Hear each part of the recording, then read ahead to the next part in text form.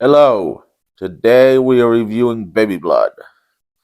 Now, this is a French film, and for those of you who speak French, you know it is one of the most complicated languages on the planet.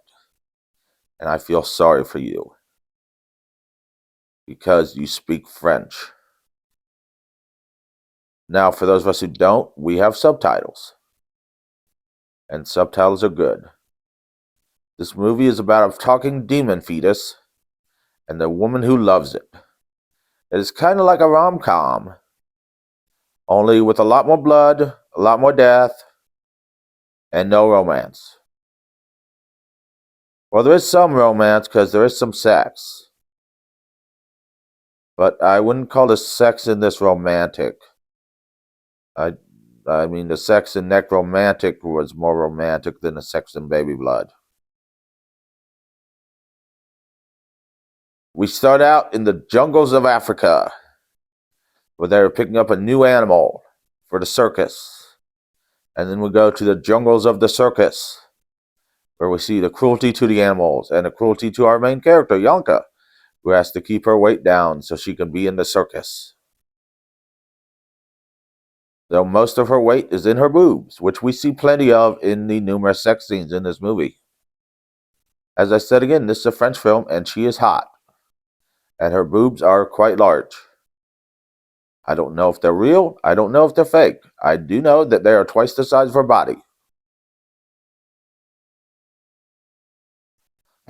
The fetus gets out of the animal it's in, that it came in, bursts open another animal, and somehow finds its way to Yonka, who is now pregnant with it, where she escapes the circus life and goes out to northern France, where she is living in what appears to be a grain silo.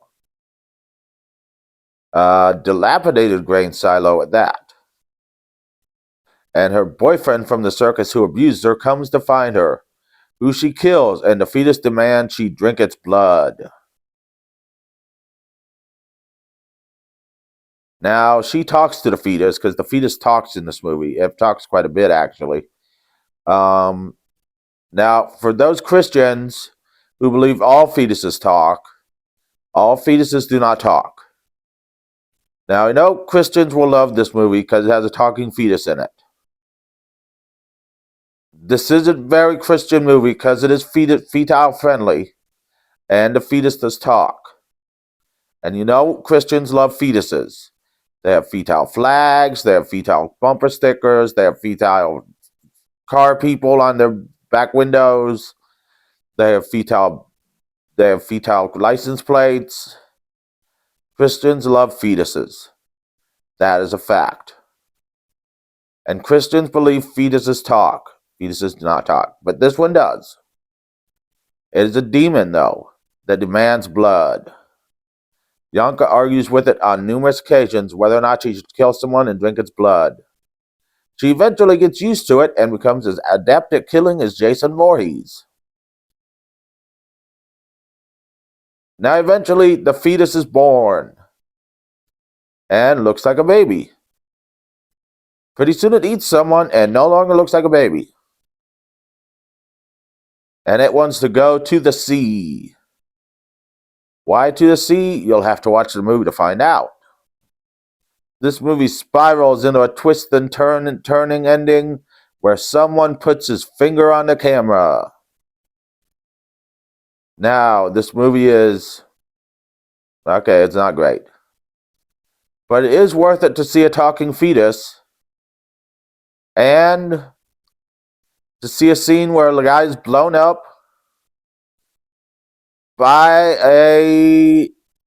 one of those things in the ambulance where they put by one of those air masks that they have in the ambulance, oxygen tanks that they have in the ambulance. She puts one of those on a guy, turns it on full blast, and the guy blows up like a balloon and explodes. It's a pretty cool scene, actually. Blood is just everywhere, and she's just covered in it.